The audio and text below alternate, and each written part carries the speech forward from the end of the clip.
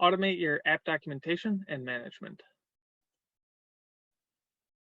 Welcome, everybody. Thank you for joining me this afternoon. I hope you have learned a lot and are able to take away a lot of good nuggets from Virtual Empower so far. I know this is the end of the day too. So again, hope you're enjoying yourselves, and let's get into it. My name is Ryan Pflederer, and we will be discussing how to automate your app documentation and management today in this session. So just a few quick housekeeping things. This session is being recorded, including the chat and the Q&A. So just be aware of that when you're posting anything there. Let's be civil, right? And additionally, myself and my colleagues are here throughout this presentation in the chat to answer any questions. Please use the Q&A for any questions about the topic, as well as the chat for anything, just to say hi, or if you need any technical assistance. And then at the end of this presentation, we will be doing a live Q&A. So if you've got additional questions you would prefer to have answered that way, just hold them till the end. And additionally, this session, we will be posting the link in the chat to review this session. So please feel free to go ahead and review this session. We really appreciate your feedback, whatever it may be. Excellent. So like I said, my name is Ryan Pflederer. I am an implementation consultant here at QuickBase. I joined the team in July of last year, and it has been a ride. I absolutely love it. It's my favorite job that I've had so far. But basically, a little bit about my story. My background, I was initially introduced to QuickBase, like many of you, within the line of business, a little over 8.5 years ago. And throughout that time, I very quickly kind of took over the admin responsibilities within that first organization that I was introduced to QuickBase at. And throughout that time, I've learned a lot.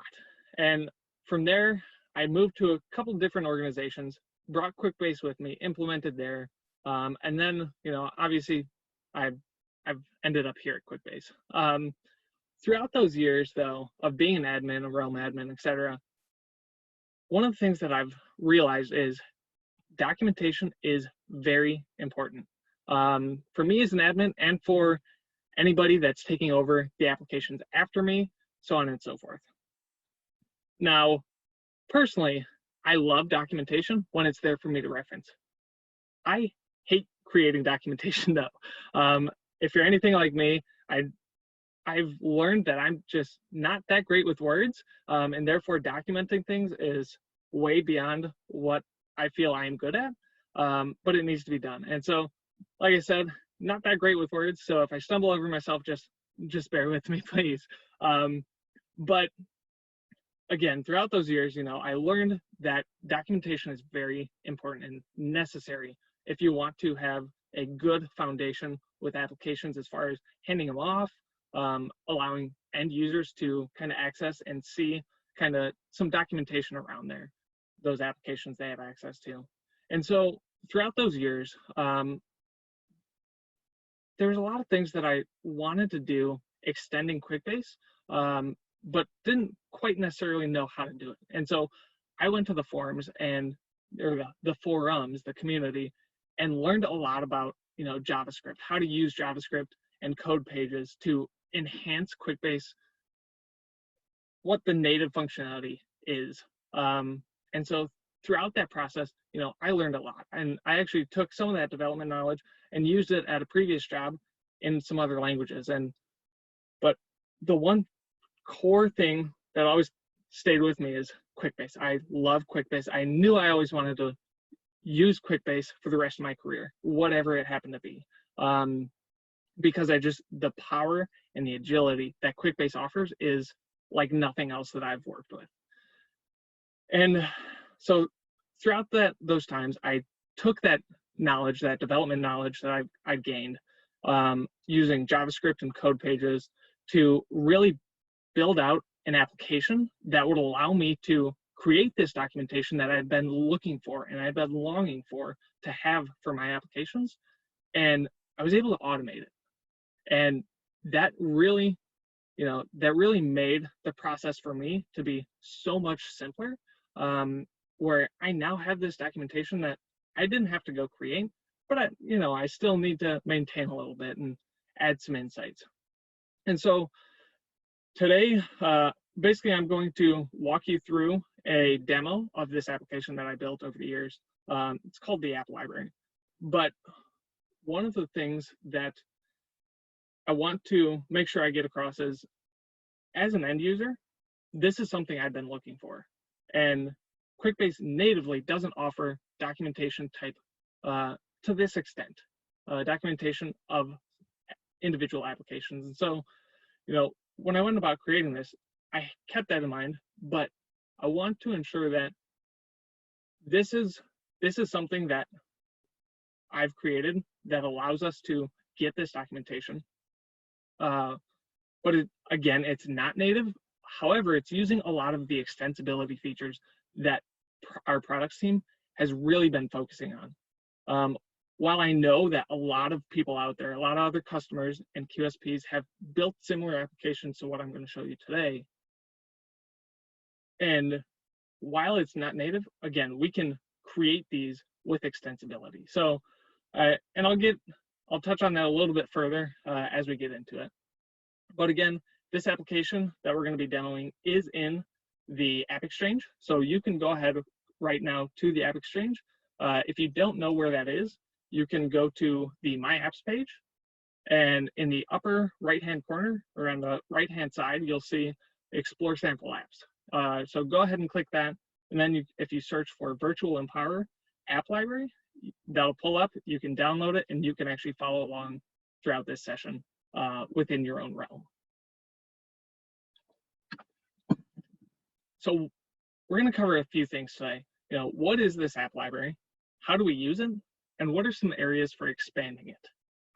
So first off, what is the app library? I kind of touched on it. At its core, it's a QuickBase application that, through the use of some of the extensibility features that continue to come out from our products team as new features, using those, we're taking this native QuickBase application and creating an automatic app library. And again, as we get into it, you'll start to see what I mean. And it really has some powerful functionality.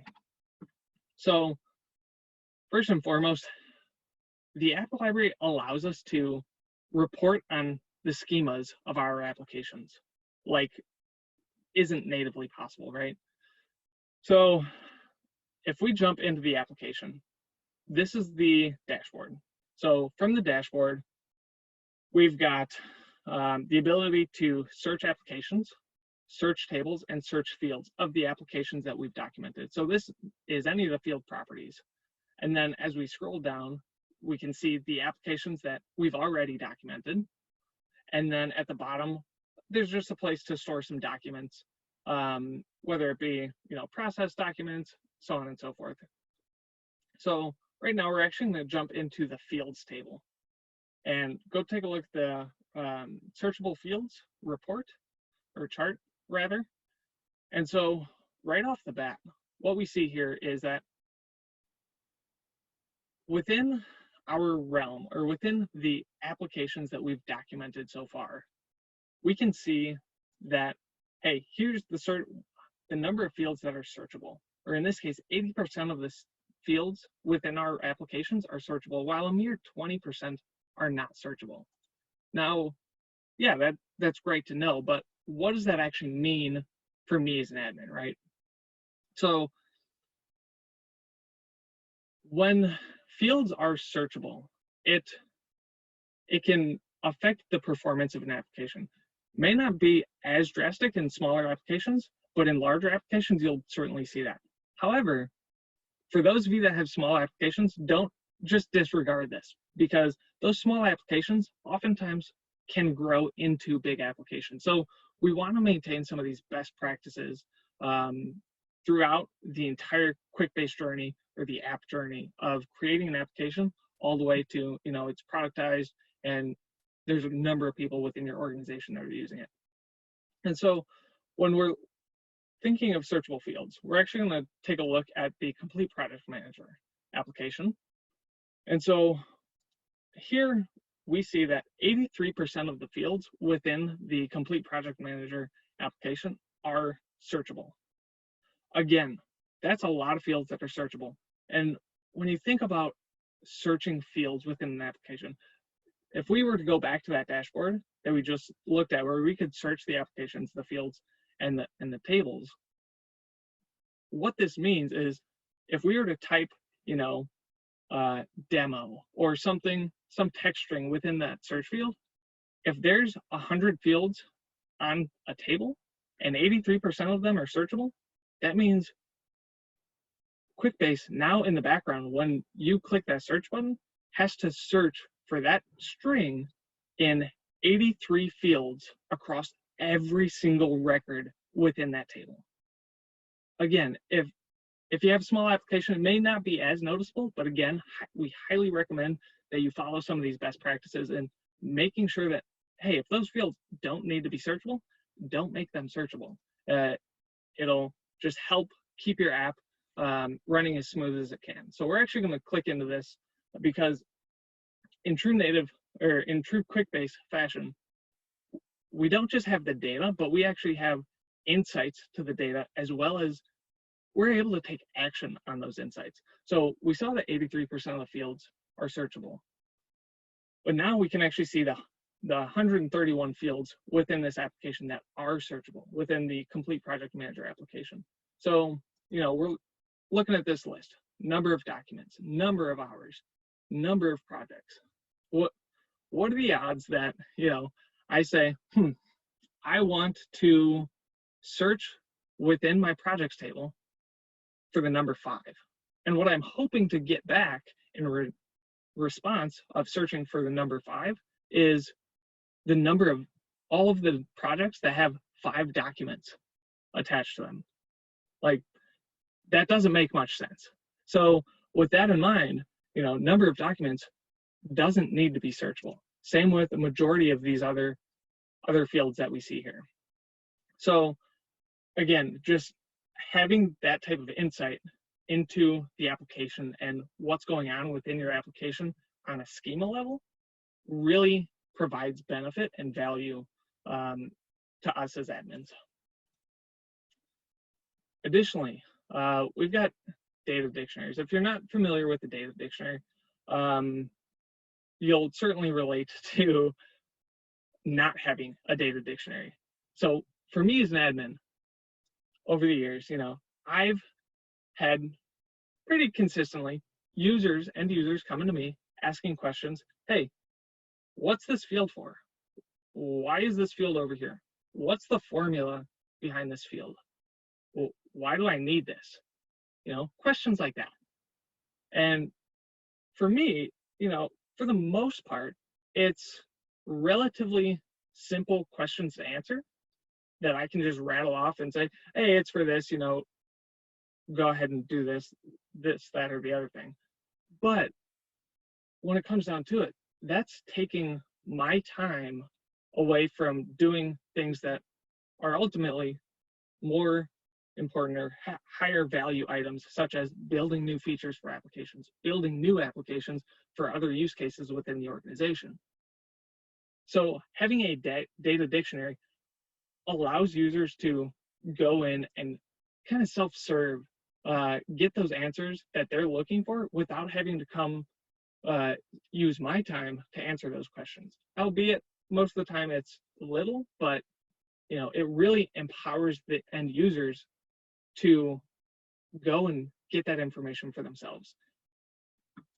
And so within the app library, again, we're looking at the Complete Project Manager. So we see that there's all this metadata about the application itself. But we're going to scroll down and we're going to take a look at the tasks table. So within the tasks table, again, we see some metadata of the table up at the top and the fields down here. We're actually going to click in this field dictionary link. So right here, it opens up a report that shows us, hey, here's all the fields within this tasks table. We have the field help, we have the comments, and we have the formula very neatly displayed on this report. And so we can scroll through all of the fields that live within this tasks table, and we can see the comments, the field help, the formula, and we can give access to end users to go in and see this stuff for themselves. Again, really creating and fostering that idea of self-serve, so they're able to get answers to their own questions in a more efficient and effective way than coming to ask admins. So you may be wondering now, what is actually powering the app library?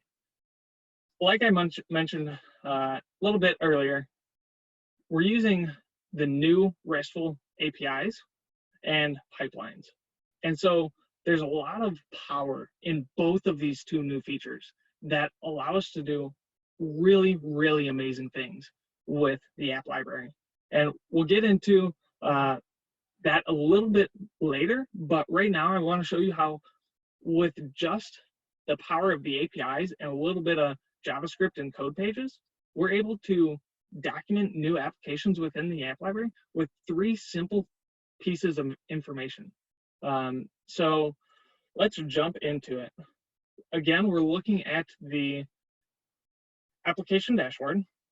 And so in the right-hand corner here, we see document a new application. We're going to go ahead and click that. From here, it asks us for the realm. So we need to put in the realm. In this case, it's demo. And then we need to grab the app ID that we want to document. So we're going to drop that in here.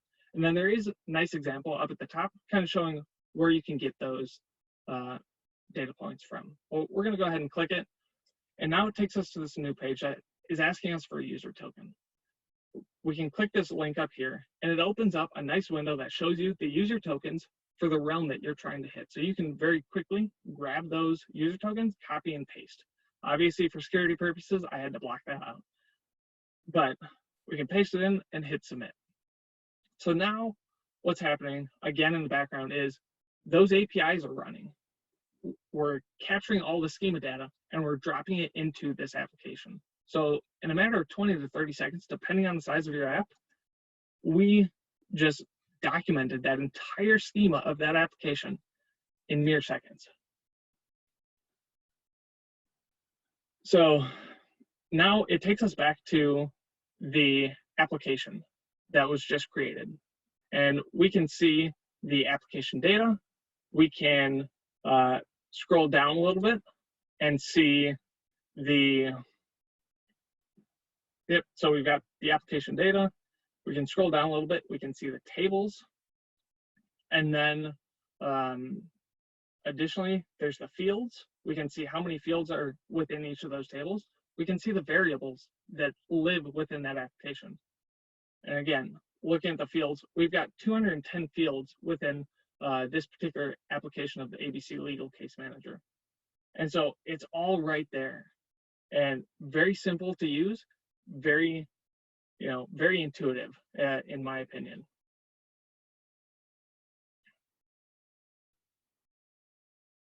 So we've covered what is the app library, right? Now we're going to jump into some additional ways that we can use the app library to our benefit as admins to really make our jobs easier and quicker to do. So first and foremost, we can generate import templates for it. Now you may be wondering, Ryan, what do you mean by generate import templates? Well, if you think about this, within that application that we just documented, the ABC Legal Case Manager, there's a bunch of tables, right? But looking specifically at the cases table, there's going to be a number of fields that we can import into. Some of them we can't. But if I have an Excel document and I need to import into the cases table, I may not need all of the data points that are within that Excel document. I may not know how to map them to the fields within the table, within the cases table. So the import template really makes for an easy, simple way that we can create that template, whether we're taking an existing CSV and kind of mapping it up, or if we're taking it and saying, hey, other team or end user, here's the application or the template for you to then import into the cases table on your own. Again, making it relatively easy for us as admins. So we're looking at the ABC Legal Case Manager. Again, we're going to scroll down and jump into the cases table. And then scrolling down a little bit more, we see there's a total of 50 fields within this table, within the cases table. So we're on this left side, actually going to come over and click the import template. Yep. And then again, this brings us to a report, which we now see has 11 fields versus 50 that we just saw within the table. And in here, we see a few things. We see this first group and the second group, required and optional. Within these, this tells us that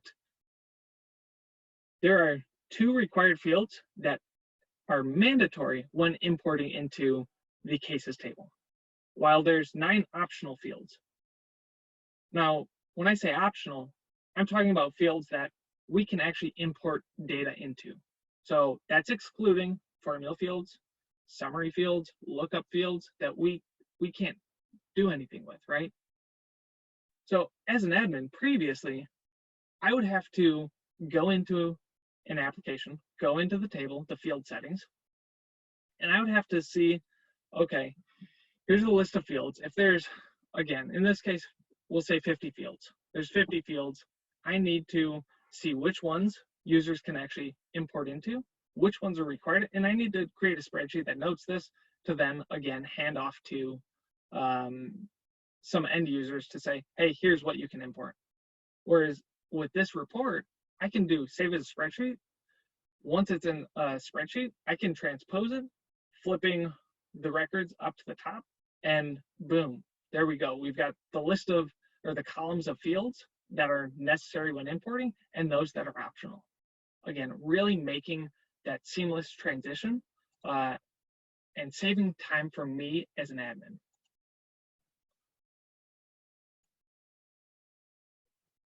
Getting a little ahead of myself there. So additionally, app cleanup. Now, when it comes to app cleanup, I'm sure we're all familiar with it.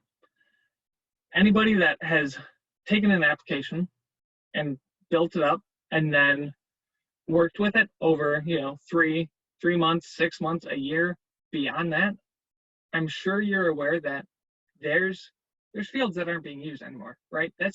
But that's the beauty of QuickBase, is the agility that it provides. However, when you have that agility and you're, iterating on an application over months, there's going to be fields and or tables that aren't being used anymore. So again, when we get back to best practices, we want to try and clean up those empty fields or those unused fields on a routine basis to keep the performance of our application in tip-top shape. So within the app library, again, we're going to be looking at the ABC Legal Case Manager application. We have this button, Refresh Field Usages.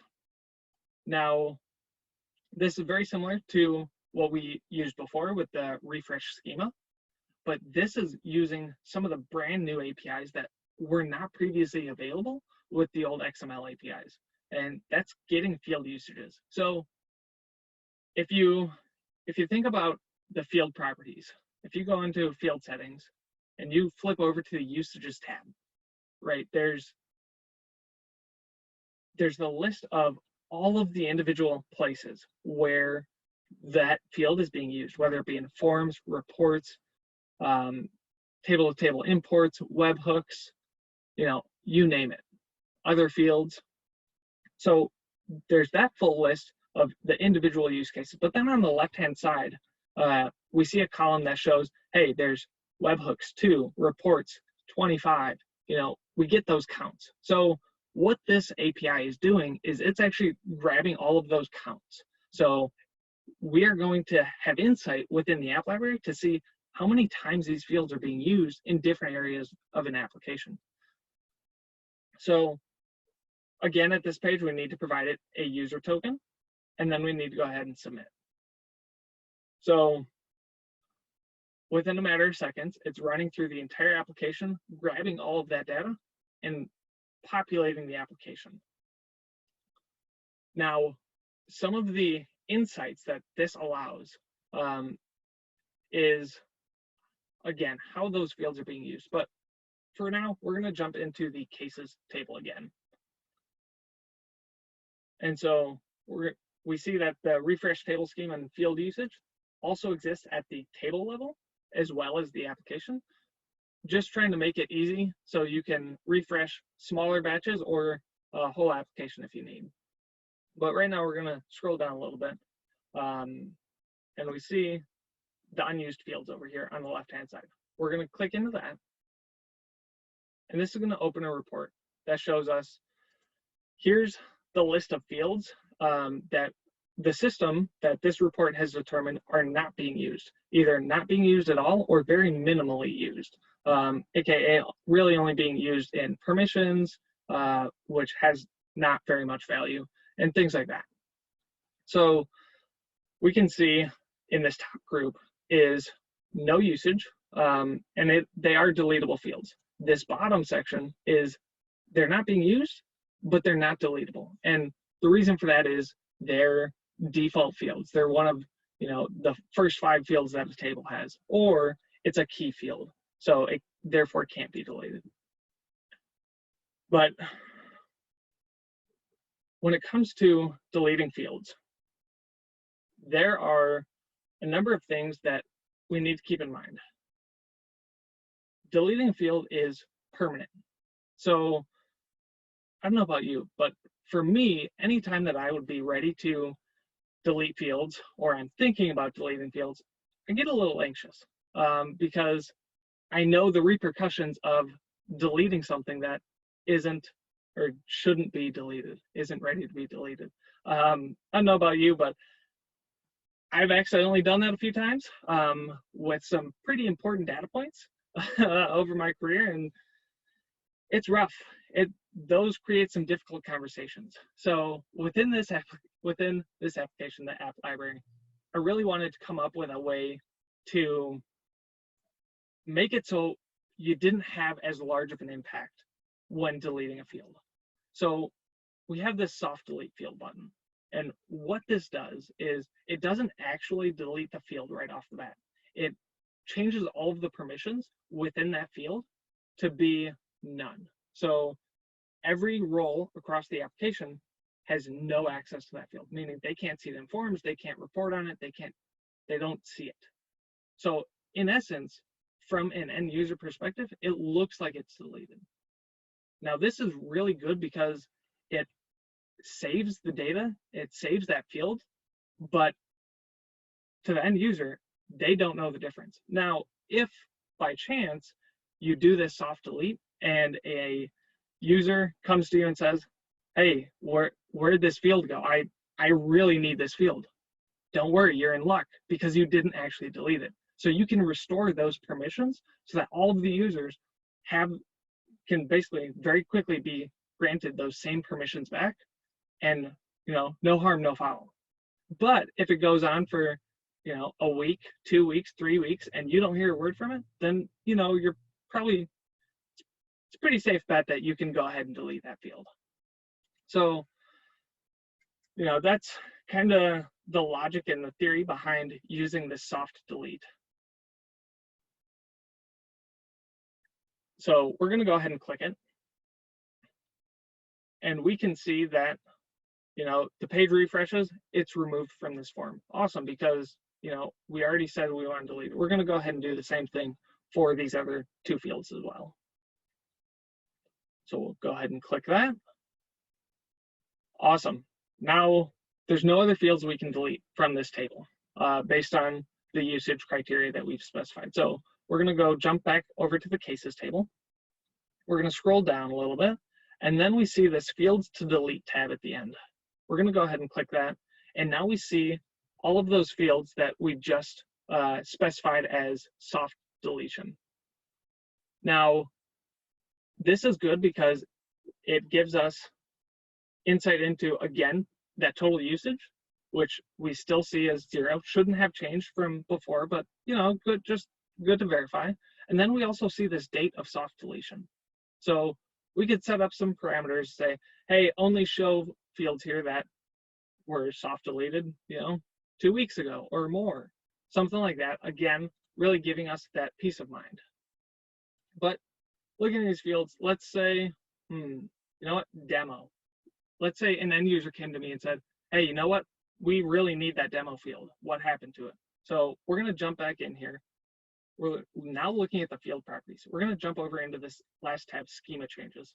So this, as we can see, is all of the data that was changed. So we have the old value of the permission set, as well as the new value of the permission set, which the new one is none.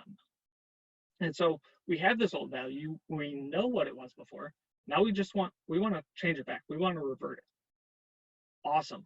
We have the ability to do that with the click of a button.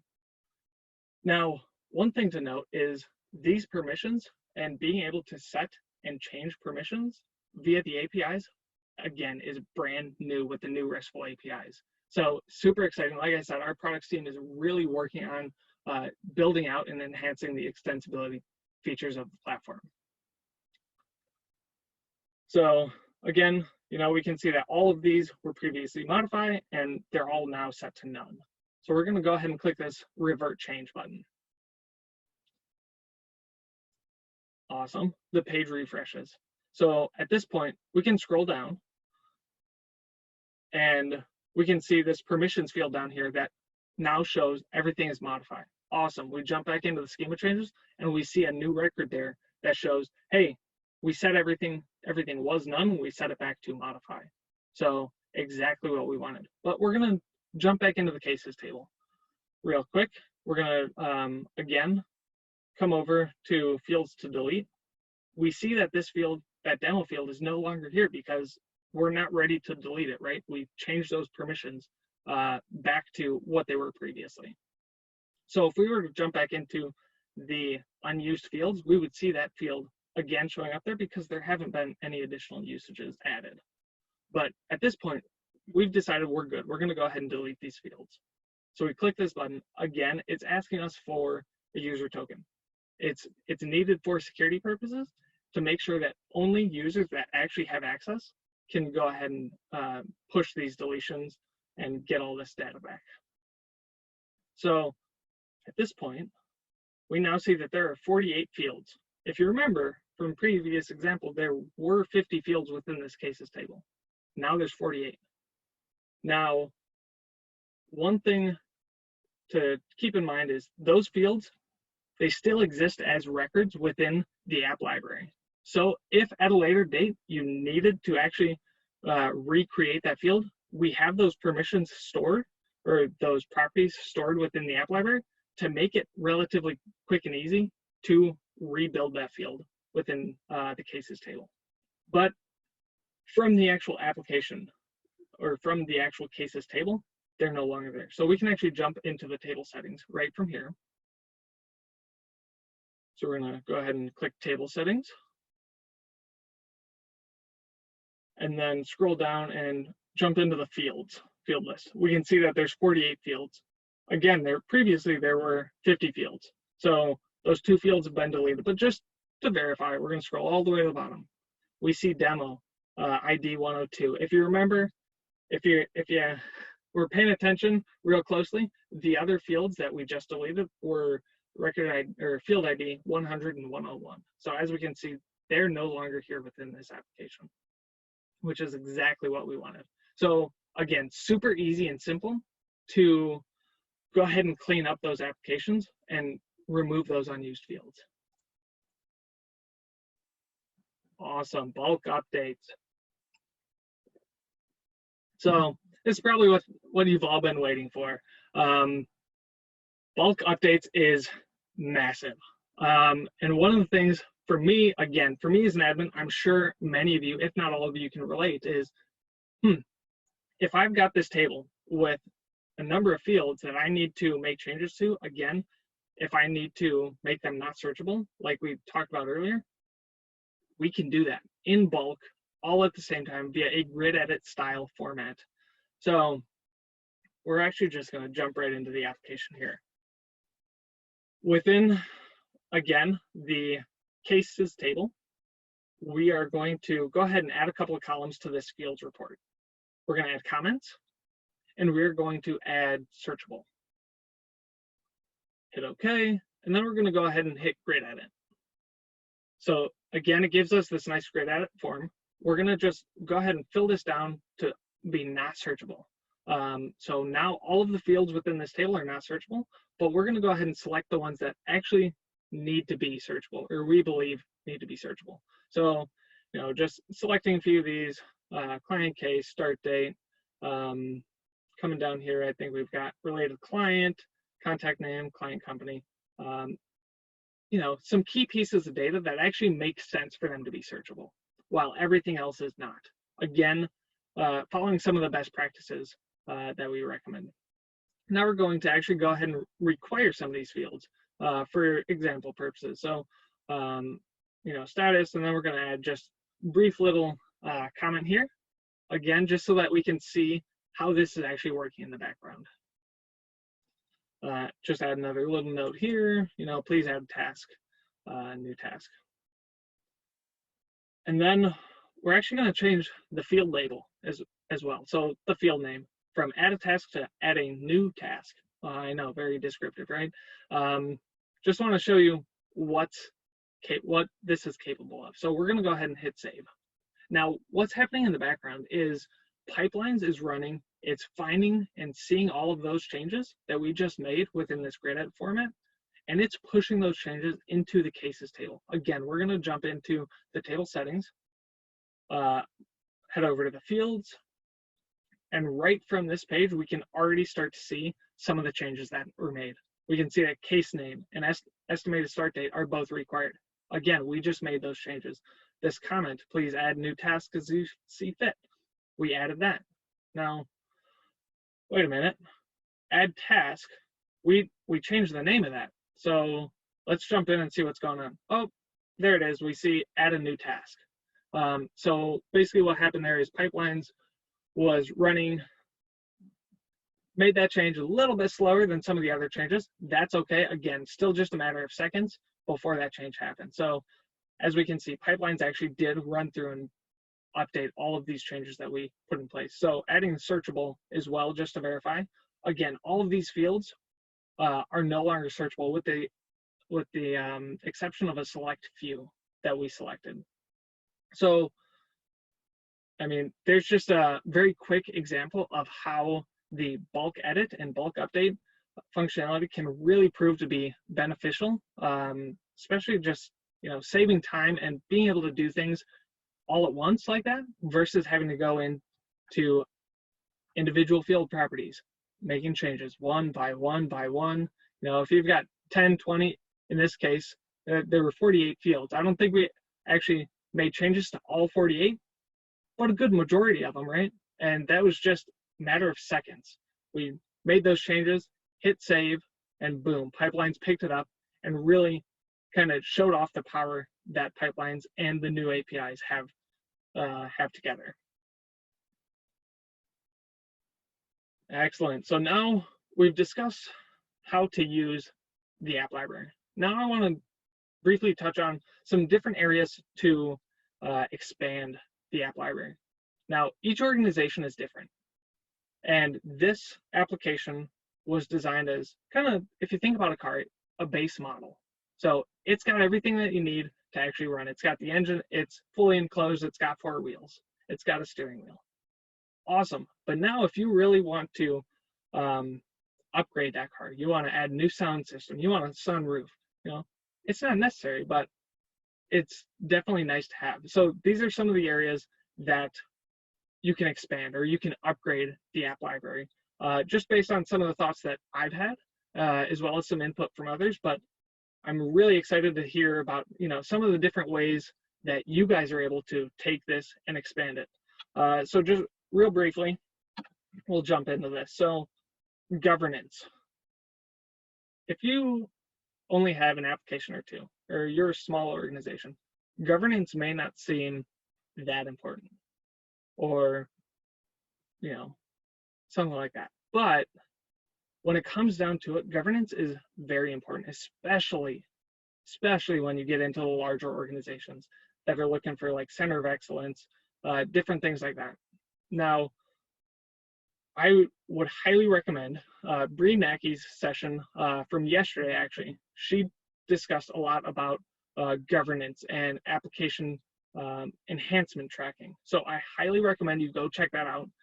Watch the replay of that, because that will give you a lot of good insight into governance. And you may even be able to take some of the pieces from the demo application that she showed off there and really kind of combine these two to make an even better application for your organization. Now, again, that was Bree Mackey's session, and it was titled Documentation Thunderdome, Protect Your Realm from Becoming an Apocalyptic Wasteland Through Enhancement Tracking. Bit of a mouthful, but definitely some great content. So again, highly recommend you go check that out. Awesome. So additionally, app requests. Again, I'm not sure about you, but for me, at the last organization I was at, we didn't allow just any user within the realm to create applications. And there's a number of reasons for that. Kind of getting back to governance was a big one, though, because we didn't want to just have any user going and creating, hey, I want my own little recipe app for myself, my own personal application over here, when that's not what the organization's realm is for. If you want to do some stuff like that, highly recommend you go check out the Builder program. But getting back to this app requests, with the app requests, you could enhance the app library as it stands today to accept, user or app requests, kind of like app intake form. And so the way I envision that is an end user has the ability to submit an idea for an application. They can give a description, they can create, list out the tables that they want within that application, they can list out the fields within those applications, and really kind of build up what they want as more or less a kind of proof of concept that you as a realm admin or whoever really has oversight over QuickBase within your organization could look at that and say, yeah, this makes sense. This is a good use case for QuickBase within our organization. And then once you give that approval, you could very easily and quickly, with the click of a button, take that model that was created just within the app library and push it and actually create that application automatically.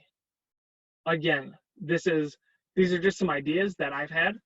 Again, doesn't currently exist within the app library functionality today, but certainly could be enhanced, again, using some of those new APIs. And then lastly, replication across apps. I've heard from a number of organizations that have numerous applications that are more or less the same. And they're separated by divisions, whether it be regional, departmental, different things like that. But at their core, they are the same application. They're tracking the same things. They have the same fields, have the same tables. And that's great. But if one change needs to be made to one of them, okay, now we got to go push and make all of those changes manually to all of the different applications that are replicas of it. And so for me as an admin, and I'm sure you probably would feel the same way, that is very monotonous. That's not fun. That's like the worst part about being an admin, is having to do the same changes over and over and over again. So an idea that you could take and expand upon within the app library is creating a master app. Designate one application as the master. As changes happen there, you could push those changes out to the other applications, be it 5, 10, 20 different applications that are replicas of it. So that really, again, gets back to the core of saving us as admins time from having to go do that monotonous work that honestly we don't really want to do anyways. So that's just a few areas of expansion that I've thought of But like I said at the beginning, I'm sure you guys will have many other ideas of different ways to expand it and make it even better for your organization as a whole. So we covered what the app library is. Again, if you haven't downloaded that from the Exchange, feel free to do that. It's the Virtual Empower app library if you search on the Exchange. So go ahead and download that. And even if this doesn't pique your interest, I hope that you've taken away some of the general concepts of what the APIs are capable, what pipelines is capable of, and you are able to take that and implement different things throughout your organization to better enhance the applications and the processes. So we covered what the app library is, we covered how to use it, and then some areas for expansion. So that about wraps it up. I really hope you guys enjoyed this session.